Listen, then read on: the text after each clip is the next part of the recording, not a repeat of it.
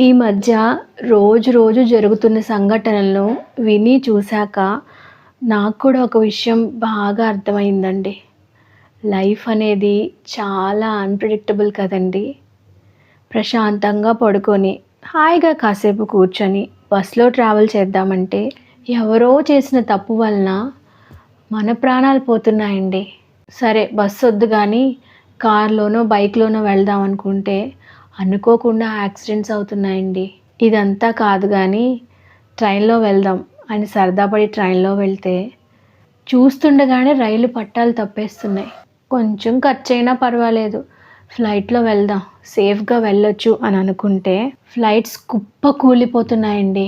అసలు ఇదంతా కాదు, ఎక్కడికి వెళ్ళొద్దు, ఉన్న చోటనే ఉండి జాగ్రత్తగా చదువుకుందాం అనుకుంటే అనుకోకుండా బిల్డింగ్ పైకి ఏదో ఒకటి ఎక్కి చనిపోతున్నాం. అలా ప్రశాంతంగా ఎక్కడికైనా వెళ్ళి ఎంజాయ్ చేద్దాం అనుకుంటే ఉగ్రవాదులు చంపేస్తున్నారు. పోనీ పెళ్లి చేసుకొని హాయిగా బ్రతికేద్దామంటే చంపేస్తున్నారు. ఎంత కష్టమైనా సరే కష్టపడి బాగా చూసుకుందామంటే టార్చర్ చేసి మరీ చంపేస్తున్నారు. ఇలా కాదు కానీ మన కష్టాలన్నీ ఆ భగవంతుడితో చెప్పుకొని కాసేపు పుణ్యం కట్టుకుందామని వెళ్తే అక్కడ కూడా ప్రాణాలు పోతున్నాయండి. ఇలా చూసుకుంటే చావనేది ఎప్పుడైనా ఎక్కడైనా ఎవరికైనా రావచ్చండి.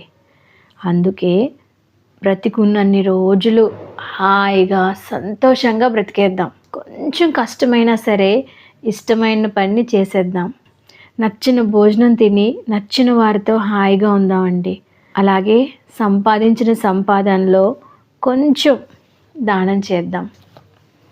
ఎందుకంటే ఖాళీ చేతులతో వచ్చాం, ఖాళీ చేతులతోనే వెళ్ళిపోతాం. తొలి స్నానం గుర్తుండదు, చివరి స్నానం ఎప్పుడో తెలీదు. మళ్ళీ రాదు ఈ జీవితం. ఉన్నంతకాలం హాయిగా బ్రతికేద్దామా?